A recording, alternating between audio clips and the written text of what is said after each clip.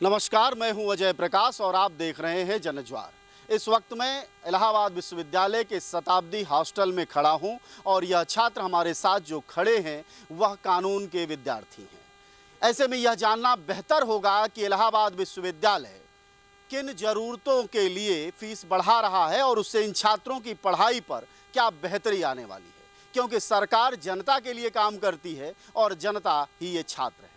भाई ये बताइए कि जब फीस वृद्धि की जा रही है, इससे आपकी पढ़ाई में क्या बेहतरी होने वाली है? हमारी पढ़ाई पर कोई बेहतरी नहीं होगी।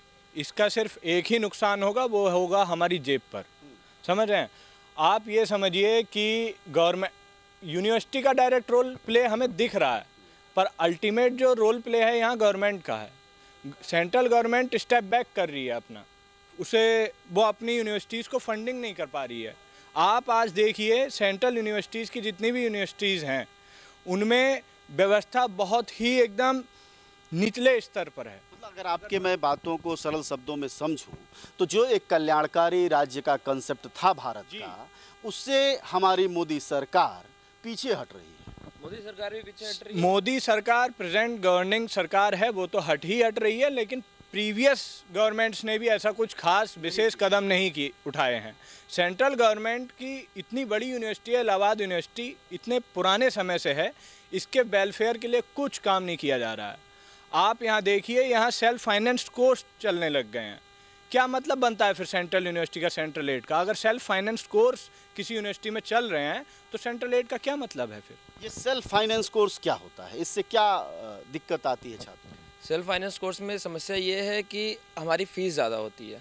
कि मतलब ये होता है कि थोड़ा तुलनात्मक रहता है। तुलनात्मक ये होता है, जैसे कि अगर आप देखेंगे हमारी जो LLB है तो वहाँ की जो फ़ीस है वो 3,000 रुपये है सालाना, और जो 50,000 रुपये है वो सेल्फ फाइनेंस इस वजह से उसको 50,000। और प्रोफेसर्स में ऐसा कुछ नहीं है। प्रोफेसर्स में आप देखोगे तो बल्कि वहाँ पे जो है आपको प्रोफेसर्स जो है परमानेंट मिल जाएंगे। हमारे यहाँ तो बल्कि एडहॉक प्रोफेसर्स यूज़ करते हैं ये, और एडहॉक प्रोफेसर्स को आप देखोगे तो पेमेंट भी इनको अपनी तरफ से करना है, तो वो क्वालिटी भी नहीं मिल पाती हमको। लेकिन तो इसका क्या ही मतलब निकल पा रहा? सेल्फ फाइनेंस्ड का भी, सेल्फ फाइनेंस बस खाली फ़ीस की वृद्धि, फ़ीस ज़्यादा है इनका, लेकिन कोई मतलब नहीं है। थोड़ा अगर हम समझे इसको तो वो ये है कि 3,000 रुपये में रेगुलर LLB का कोर्स है, एक BLLB कोर्स है जो आपके साथी कह रहे हैं वो 50,000 का है। 50,000 वाले में एडहॉक पर टीचर है, रेगुलर LLB में आमतौर पर परमानेंट टीचर भी है, लेकिन वो भी है।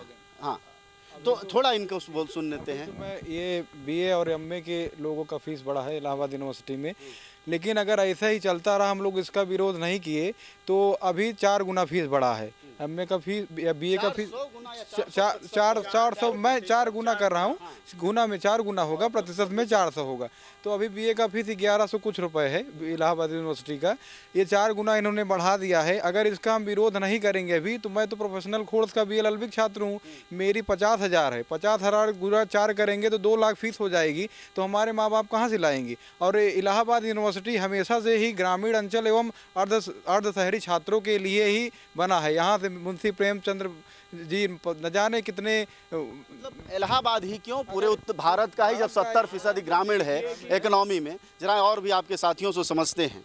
ये बताइए कि सवाल एक ही है कि जब फीस बढ़ रही है तो छात्रों का ये कहना है कि बहुत सारे ऐसे छात्र जो मार्जिनलाइज्ड हैं, जैसे आंकड़े सिर्फ आंकड़े तो नहीं होते हैं। आंकड़ों में आप जानते हैं कि मोदी जी रोज़ सुबह शाम कहते हैं कि 80 करोड़ लोगों को हमने अन्न दिया, तो आप तो अन्न ले नहीं रहे होंगे, आपके माता पिता, तो जाहिर तौर पर उस 80 करोड़ में आप शामिल नहीं हैं। तो यानी जब फीस बढ़ेगी तो यानी यह जो बड़ा हिस्सा जो 80 करोड़ जैसी आबादी का है वो कहाँ जाएगा?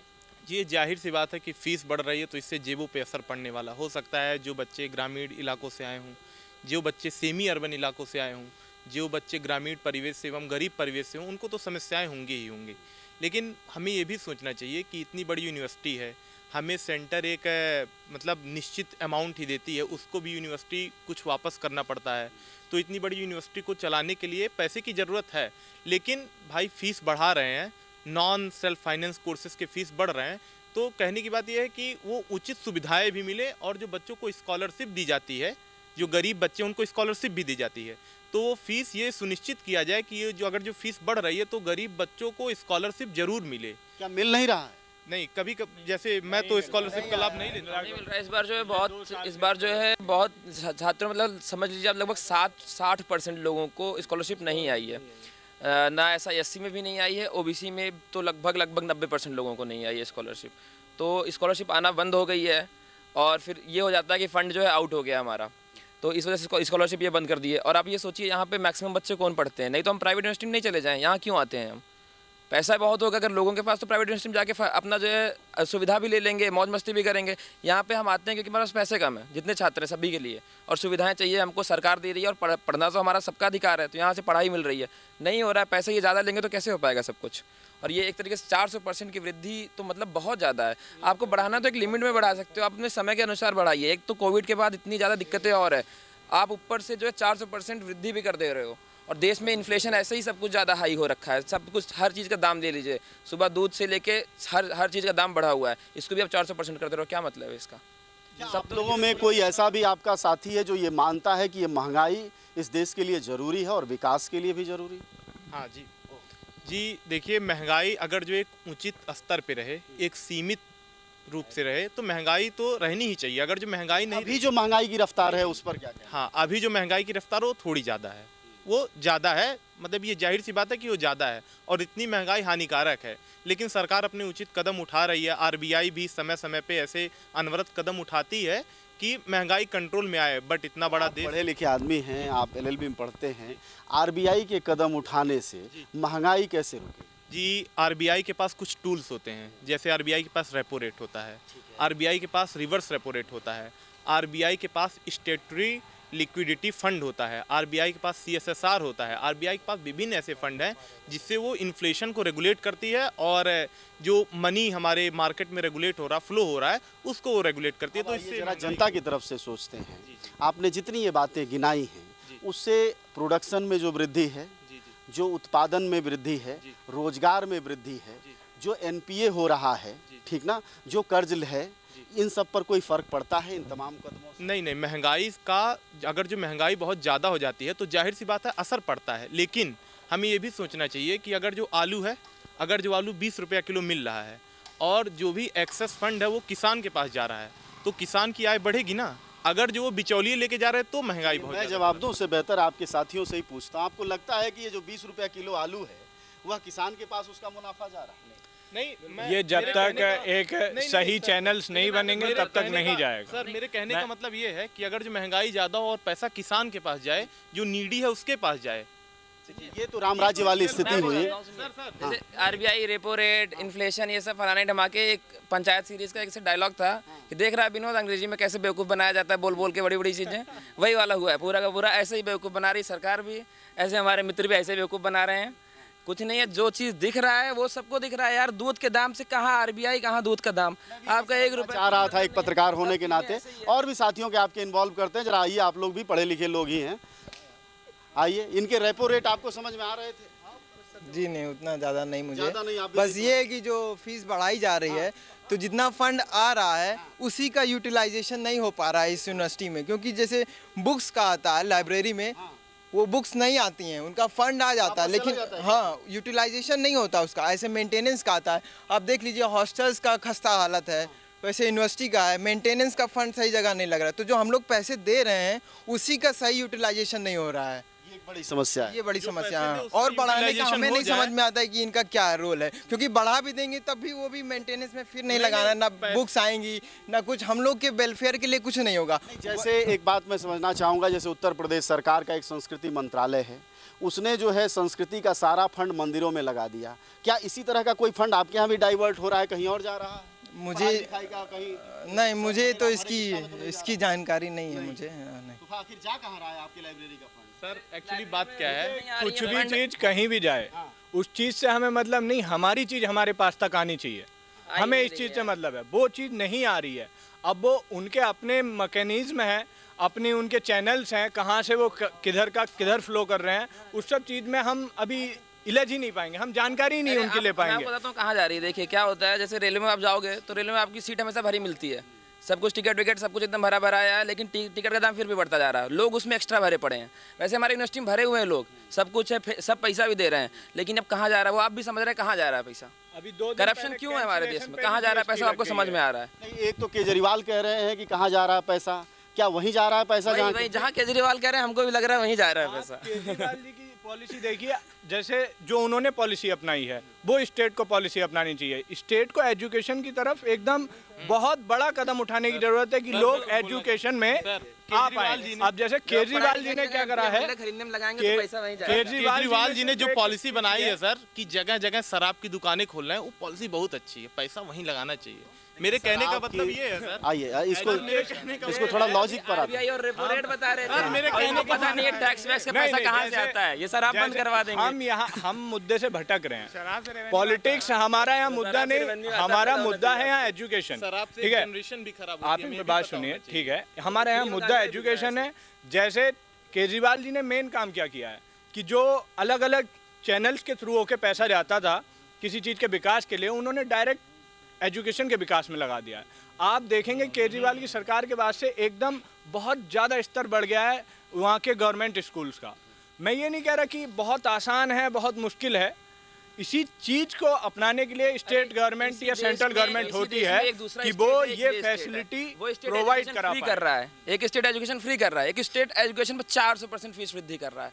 तो क्या है ये? सर मैं ये कहना चाहूँगा, ये जो बोले हैं जी सर, किस सर ये मेरे भाई हैं, मेरे बहुत अच्छे दोस्त हैं, और इन्होंने जो कहा है सर, इन्होंने जो कहा, जी जी जी, इन्होंने कहा कि एक स्टेट है जो एजुकेशन के फ्री करने पर लगा हुआ है, और एक स्टेट जो आपकी यूनिवर्सिटी का है, योगी आदित्यनाथ की सरकार है, वहाँ 400% फीस की वृद्धि हुई है। जी इस पर आप क्या कहें? जी सर, सबसे पहले तो इसमें योगी आदित्यनाथ जी का कोई हाथ नहीं है, क्योंकि ये सेंट्रल यूनिवर्सिटी है। सेंट्रल यूनिवर्सिटी जी सर, मोदी जी का हाथ है, बोल दीजिए मोदी जी का हाथ है।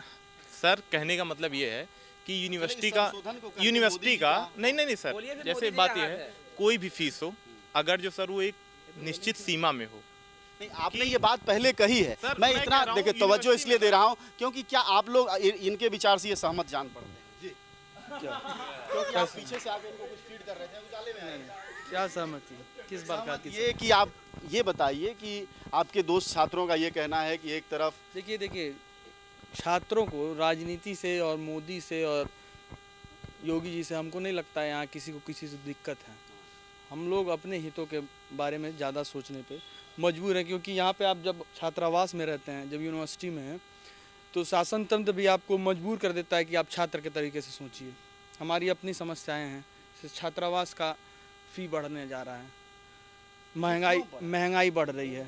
ठीक है, अब आप देखिए इंटरनेशनली आप चीज़ों को तुलना करेंगे, ग्लोबल इन्फ्लेशन जहाँ है उसके कंपैरिजन में इंडिया का जो इन्फ्लेशन रेट है वो कम है। मतलब हम इस पर आते हैं कि ये अगर ये आप क्यों कह बन रहे रहा हैं है? कि ये ठीक है, आप सप्लाई और डिमांड की बेसिक कॉन्सेप्ट को समझते होंगे, हम अलग से जब और divide इंटरनेशनल सिनेरियोज नहीं, तो फिर इन मामलों के बीच में इसकी बात आपको नहीं उठानी हम चाहिए आपसे थी। ये समझना चाहते हैं कि जो इन्फ्लेशन को नहीं लाना चाहिए था। फीस की वृद्धि है, हाँ, ये गलत है, इसको सरकार को कंपनसेट करना चाहिए। रही बात केजरीवाल जी की नीति को, आप इसको इस डिबेट को पॉलिटिकल आपने बना दिया, ये होना नहीं चाहिए, ये छात्रों के हित की बात थी।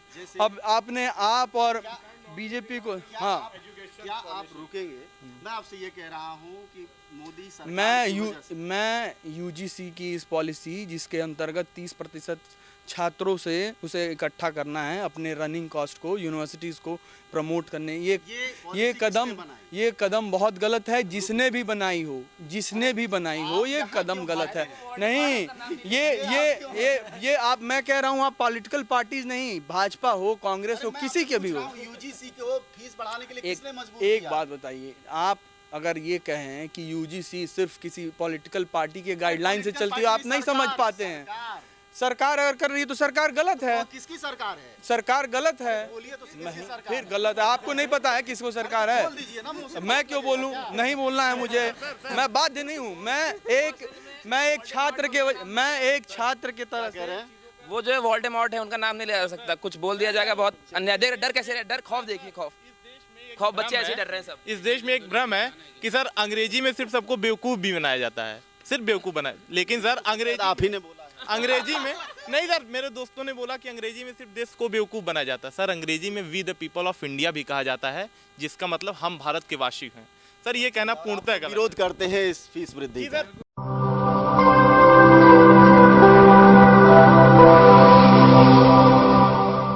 जन ज्वार जनता की